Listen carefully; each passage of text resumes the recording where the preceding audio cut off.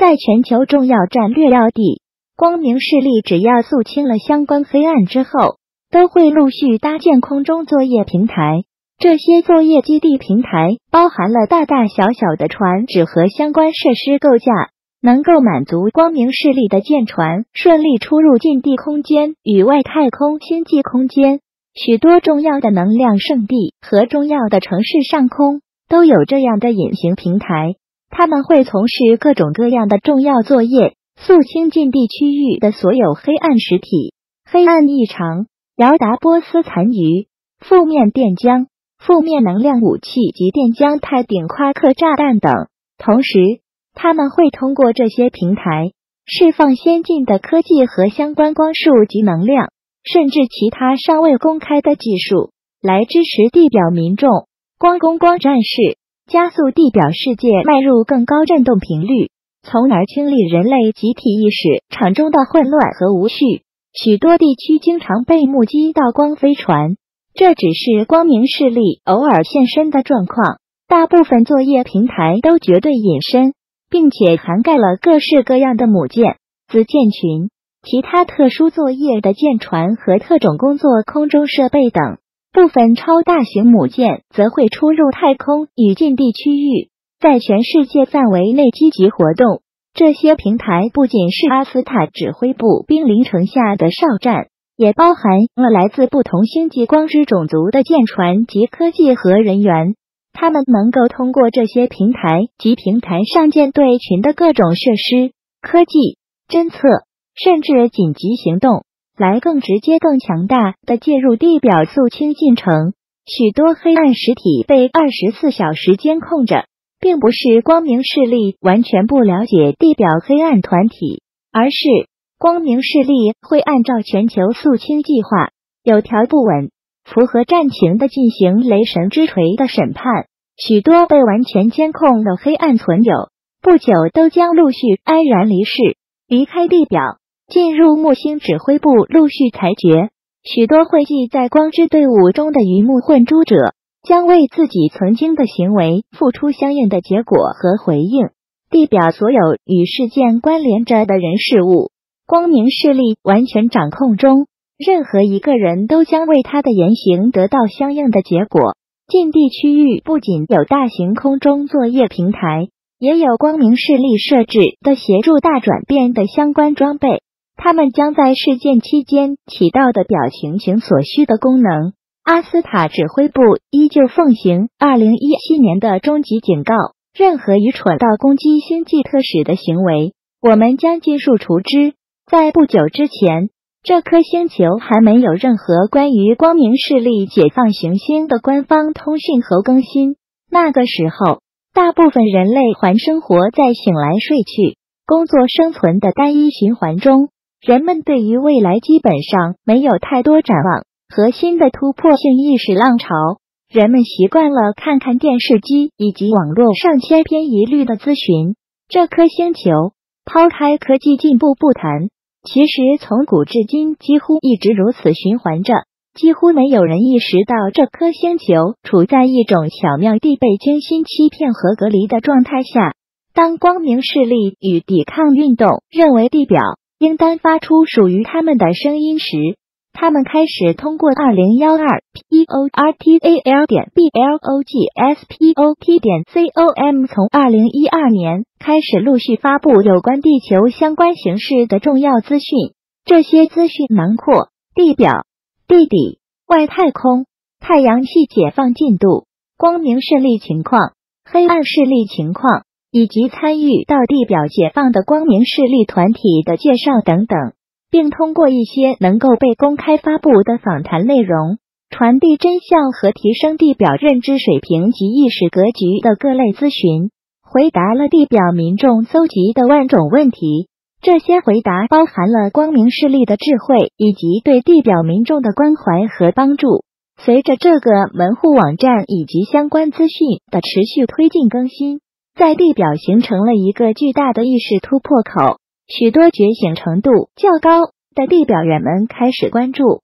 也唤醒了不少想要协助光明势力改善星球的各类光明团体。这些光明团体除了传统的意识层级较高的光之团体，还有长久以来为行星奋战的隐秘战线的光之团体。在光明势力的极力协助下，这些光之团体形成了壮大与团结之势，并在全球逐渐绽放，形成了支持光明势力解放星球的地表力量。光明势力深知，这些资讯不可能让所有人类都认同，因为大部分地表存有没有参与过星际战斗，没有和黑暗势力有过最残酷最直接的交火，加上黑暗势力对地球层层严密控制、打压、洗脑、编程，许多人对光明势力团体都带有很深的排斥、质疑，甚至歪曲的见地。这给那些在地表努力想要协助行星转变的光之团体带来了不少挑战和艰辛。随着光明势力拆除电浆层、以太层、星光层低层以及太阳系范围内饶达波斯及维木科技进入到核心阶段，黑暗势力开始意识到自己大势已去。为了极力维护他们在地表世界的绝对霸权，为了极力镇压那些觉醒团体的活动，他们开始了以下几种镇压策略：一、篡改光明势力信息，扭曲信息本意，恶意嵌入负面编码和负面诱导字眼，让阅读者无法被唤醒灵魂智慧和内在指引。二、集结一帮对光明势力都感到排斥的乌合之众，大肆煽动恐吓听众，制造纷争，达到抹黑光明势力及地表光之团体的目的。三、使用负面仪式、黑暗能量及其他攻击方式，针对光之团体关键人事物进行恶劣攻击，企图削弱这些团体的凝聚力，阻挠事件进度。四、利用网络纠集一批专业从事散播负面资讯的黑暗队伍，利用这些抓眼球的虚假信息、负面资讯、黑暗能量侵扰光明势力，以正面讯息协助地表民众觉醒，达到混淆视听、鱼目混珠、分化、削弱民众觉醒意识及意识频率层级，由此操纵一部分觉醒程度较弱的民众，利用这些泛滥在网络中的言论，长期丑化光明势力，让民众误以为光明势力都是子虚乌有，甚至达到完全黑化光明势力的目的。五、污染光之队伍，将负面人士和黑暗管道刻意安插在光之队伍中，以各种诱饵吸引他人，从中获利，买卖情报，教唆挑拨，阻挠解放任务，破坏解放行动，甚至以污秽低俗、无中生有等极其恶劣的方式进行人身攻击，以达到分裂光之队伍的目的。六、秘密暗杀光之队伍中的核心人士。七、劫夺、销毁、抢夺光明势力在地表光之队伍中的重要任务物资和相关物品。八、利用负面标量武器长期侵扰攻击光之队伍中的重要群体，伤害他们的身心健康，制造人际关系恶化和事端，以达到弱化、孤立，使他们被曲解对待，由此达到让光之队伍无法真正团结的目的。九、利用特殊天象，行使负面能量攻击，阻挠地表光之队伍集体正面冥想和重要解放任务。利用特殊天象可能会放大地表民众情绪中的阴影和负面创伤，煽动制造矛盾、负能、攻击、冲突，由此削弱大规模积极正面冥想带来的正面效应。10、污蔑光明势力对行星解放做出的各类行动，将拆除极其危险的黑暗电浆顶夸克炸弹说成子虚乌有，将维木负面电浆农团及相关隔离科技说成光明势力夸大其词，将植入物编成标量武器统统归结为业力，企图蒙混视听，让光明势力的许多重要行动得不到临界质量突破力量的支持，更将对行星极为有益的大规模正面冥想活动污蔑成种种卑劣低下的行为，煽动不明者恶意阻挠冥想。11、直接捣毁光之队伍的财产、设施、物资、场地。12、拒绝任何形式的善意建议和提醒，坚决反对任何不同意见，